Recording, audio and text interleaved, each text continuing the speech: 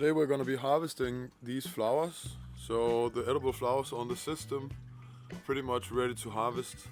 Right now I don't have any customers lined up for them, so what we're going to do is we are going to dry them, and I'm going to show you how they look once they're dry.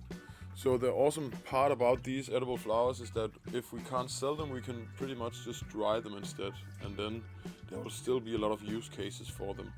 So that's what we are going to do in this video today, and this is going to be a short one, but it's basically just going to be harvesting the flowers and starting to dry them and showing you the process of that.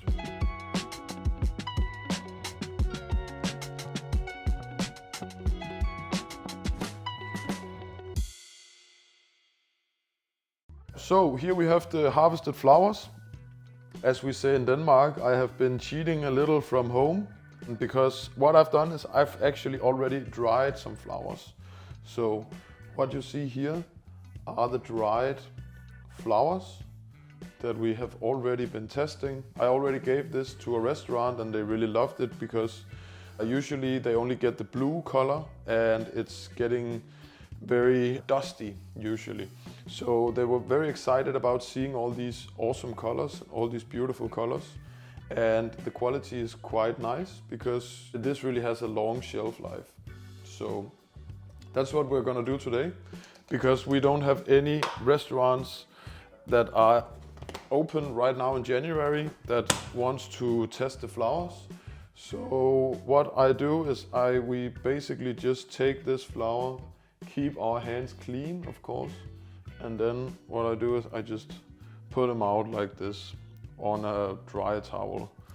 And I am doing this on all of them, and then I'm not making too big of a pile, and then I'm just leaving it in a room where it's clean as possible and just doing that until it's dry, and then I put them inside of containers like this, and then bam, that's really what's up. You can use this, or as chefs really like to use these as something on toppings of desserts. For example, here I have there's some orange leaves from the tagetes as well.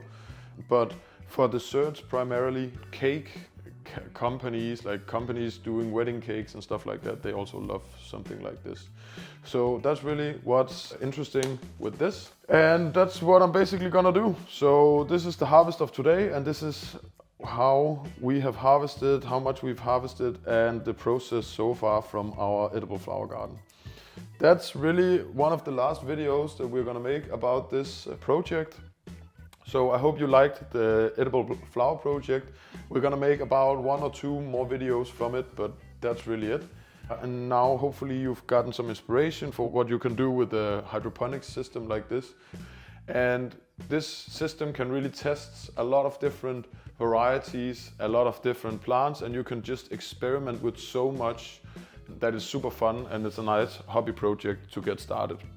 If you're looking for any help or any advice, if you're interested in the seeds or in the equipment, feel free to contact me through Nordic Hydro, and then I will get you set up and get you started with your own setup like this.